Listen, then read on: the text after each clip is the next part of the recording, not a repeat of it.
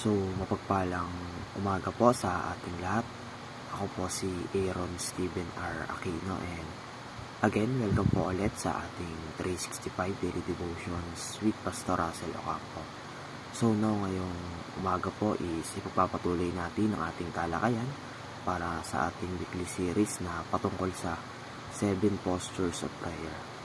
Again, pag sinabi nating 7 Postures of Prayer, hindi ibig sabihin nito ay kumbaga yung posisyon natin kung paano tayo nanalangin, kung tayo ba'y nakaupo, nakatayo, or something. Hindi po ganun yan. Again, when you say 7 postures of prayer, ito po yung parang pinaka state or sabihin natin posisyon ng ating puso habang tayo nananalangin. Kung tayo ba ay talaga'y devoted or nasa puso ba talaga natin yung ating pinapanalangin. And para naman po sa ating topic for today na may pamagat na praying with conviction.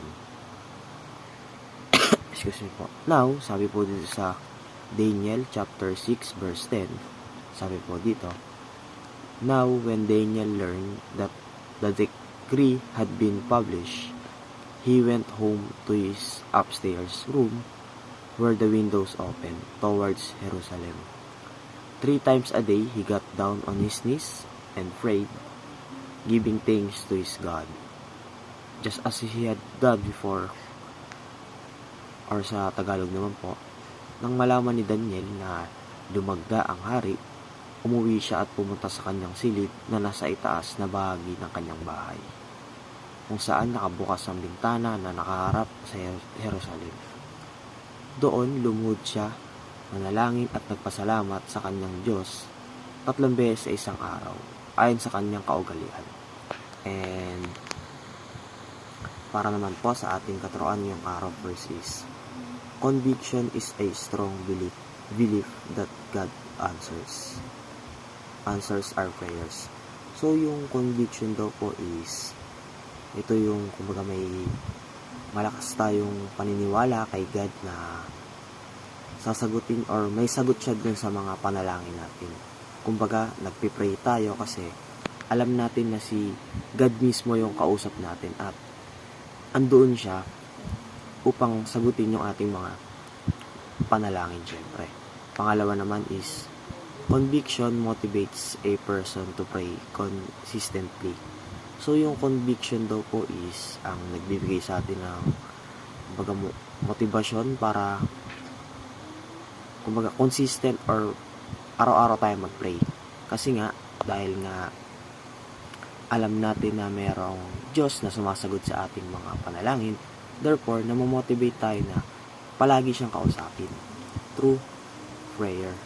And lastly po sa ating katuroan ngayong araw is, conviction is rooted in a deep relationship with God. So, yung conviction daw po is nagmumula doon sa malalim nating relasyon sa Diyos. Kumbaga, kung meron tayong malalim na relasyon sa Diyos, meaning kumbaga, meron tayong sinusunod na pattern sa buhay, which is ito nga yung kumbaga yung mga nais ng Diyos para sa atin. And para naman po sa ating application ngayong araw first is, pray with a strong sense of God's presence. So, kung magpipray daw po tayo, manalangin tayo ng kumbaga, damhin natin talaga yung presensya ni God. Yung tipong parang kaharap lang natin siya at nag-uusap. Pangalawa naman po is, pray with conviction in every word you say. So, kung magpipray daw po tayo, dapat po may meaning or minimin talaga natin yung mga binabanggit natin sa ating prayer. Kumbaga, yung mga binabanggit natin dapat galing po sa ating puso. And lastly po sa ating application ngayong araw is, pray with a consistent pursuit of intimacy with God. So, manalangin po tayo ng merong consistent at the same time, ninanais natin na kumbaga magkaroon palalo ng malalim at maayos na relasyon kay God. Kumbaga, through prayer, ninanais natin na lalo pang makilala ang Diyos.